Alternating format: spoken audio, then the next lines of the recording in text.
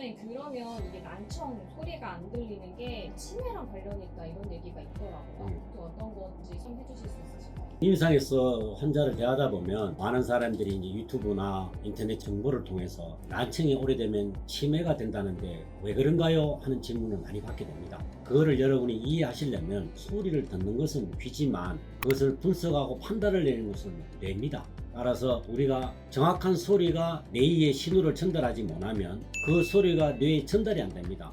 그러다 보니 뇌에서는 피로도를 많이 느끼게 되고, 그래서 왜 나에게 제대로 소리를 전달 안 해주니 하고 짜증을 내는 겁니다. 그것이 바로 이명입니다. 그래서 우리가 뇌라는 것은 끊임없이 활동을 해야 세포도 활성화되는데, 외부로부터 소리나 이런 전달이 제대로 안 된다면 뇌의 피로도는 떨어지고, 또한 뇌 인지 능력도 약해지기 때문에 뇌 활동이 떨어지기 때문에 치매와 관련된다는 것이 현재의 학설입니다. 따라서 본인이 난청이 치료되면 보청기만 끼고 있다든가 난청을 고친다는 것만 몰두하기보다는 뇌의 피로 상태를 확인해 보는 것도 매우 중요합니다. 모든 난청 환자가 치매로 간다는 뜻이 아니라 외부로부터 소리에 대한 반응 능력이 점점 늘어질수록 뇌의 인지 능력은 약화되기 때문에 곧 그것은 뇌의 치매 현상에도 연결될 수 있다는 거라고 이해하시는 게 가장 좋겠습니다. 그러면 이 신체적인 이유 말고 다른 이유도 좀 있을까요? 실제 우리가 임상에서 연로하신 분들이 보청기를 끼고 오나 아니면 난청 때문에 상담하러 오는 분들이 가장 많이 하는 말이, 내가 말귀를 못 알아듣으니까 친구들이 자꾸 나를 멀리한다. 그러고 멀리하다 보니 나도 그 모임에 가기 싫다.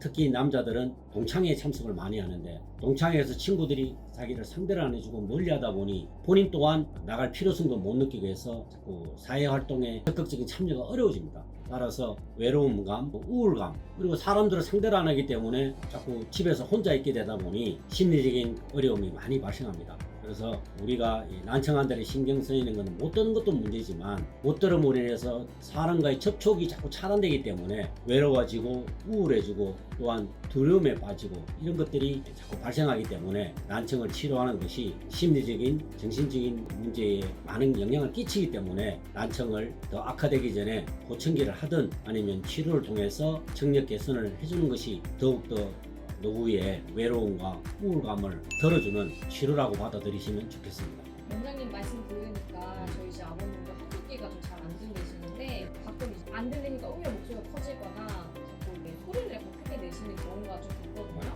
그래서 이런 것들을 보면 자녀들이 좀 이런 부모님들의 증상을 체크해서 데려오는 것도 좀 중요할 것 같은데 어떻게 임상에 있다 보면은 예전에 친구 아버님, 어머님이 연세가 86세, 87세 두 분이 오셨는데 두 분 다 보청기를 끼고 있었어요.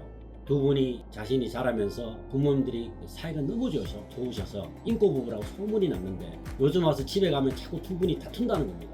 왜 다툰가 하니 두 분이 보청기를 끼고 있는데도 불구하고 서로 말귀를 못 알아들어서 왜 내 말을 못 알아듣냐, 뭐를 가져오라 했는데 엉뚱한 걸 가져온다. 이래서 서로 언성을 높이다 보니까 두 분 다 난청이 있어서 그런 줄을 미처 잊어먹고 말귀를 못 알아듣니까 무시한다든가 왜 내가 시키는 대로 안 하든가 이런 건 말다툼이 심해서 이걸 개선해보고자 찾아온 적이 있습니다. 그래서 제가 멀리서 오셨고 연세도 높고 청력 검사를 해보니 거의 고도 정도 이상의 청력이 매우 나쁜 경우라서 큰 도움을 못 드렸습니다. 실제 우리가 자식된 입장에서 부모님이 난청이 있다고 보청기만 끼우는 것이 최선이 아니라 보청기는 실제 세포를 살리는 기능은 아니잖아요.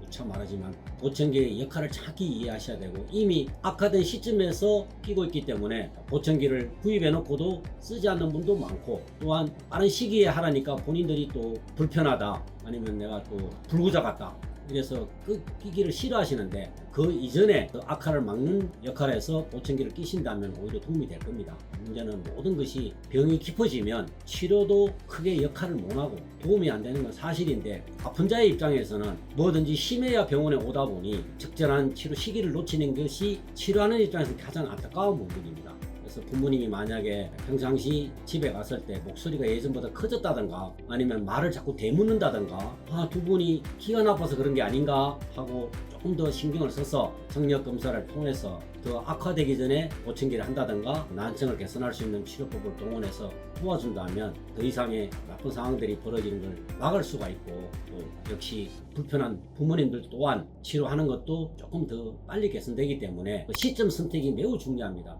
그래서 모든 것은 병이 가벼울 때 치료하면 환자도 좋고 의사도 치료가 수월합니다. 되다 보면 환자는 힘들고 치료하는 의사도 빨리 낫지 않고 서로가 고통을 겪기 때문에 자식되는 입장에서 부모님들의 청력이 조금이라도 나쁘다고 판단되면 조금 서둘러서 치료하는 것이 치료에 더 많은 도움을 줄 수 있다라고 인식하고 있으면 좋을 것 같습니다.